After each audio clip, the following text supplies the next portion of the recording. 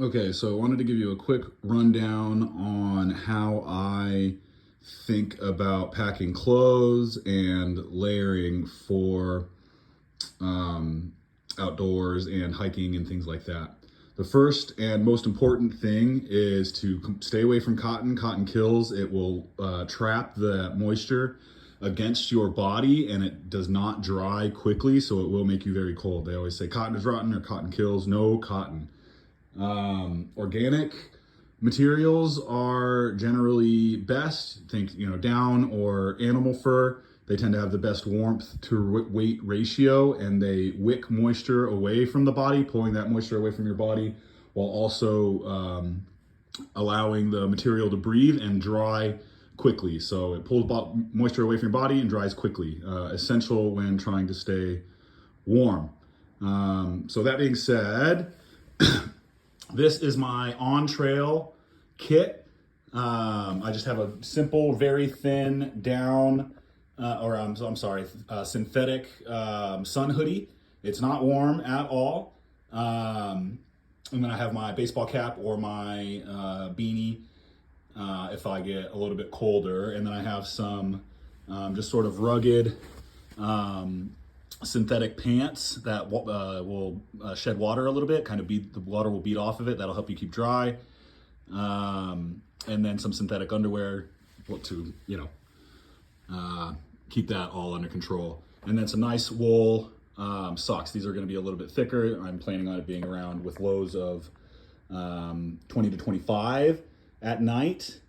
And then I have my little, this is just a little vest that I'll keep somewhere accessible in my pack. If I start to get a little bit colder while I'm hiking, I can throw that on and keep my body temperature down. But generally when you're hiking, when you're just starting out, you want to start cold. Start cold, hike warm. If you start warm, you're going to hike hot. And then if you're hiking hot, you're going to sweat, right? And that's going to be moisture on your body. If it's cold outside, that's going to get you cold. And if it doesn't dry quickly, right, you'll be cold and you'll have to put on other layers or figure out how to dry off quickly.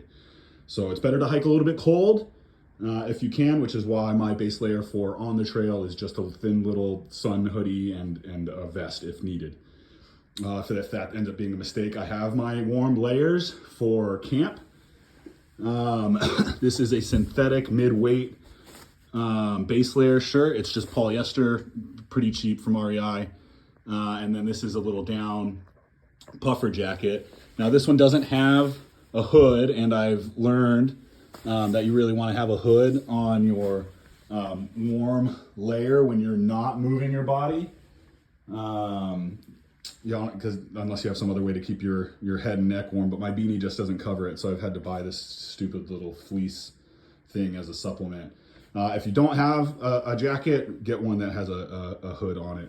Now, you can do long underwear. If I tend to be a little bit warmer, so I don't usually bring it, but that's something that people will usually opt for. And then I always bring just one extra pair of socks in case my socks get wet, and one extra pair of underwear for the same reason. And it doesn't matter if I'm going 2 nights, 10 nights. It's only extra pair of socks, one extra pair of underwear. And then you have your outer shell, right? Your hard shell, or in this case, it's my rain gear. Now you might have more sort of thicker, heavy-duty insulated snow gear for like skiing or snowboarding or snowshoeing or something like that. But this is just rain gear. Waterproof rain jacket, super simple. I'll put it on if it starts to get a little bit windy and it's cutting through my puffy a little bit. I can put that on and it acts as a hard shell, it'll block that wind, keep me warmer. And then the pants, same thing. That's why I don't bring the long underwear. If I start to get a little bit, cold in my that, I'll just throw on my rain gear over it, and that will block out any wind. That's usually sufficient for me.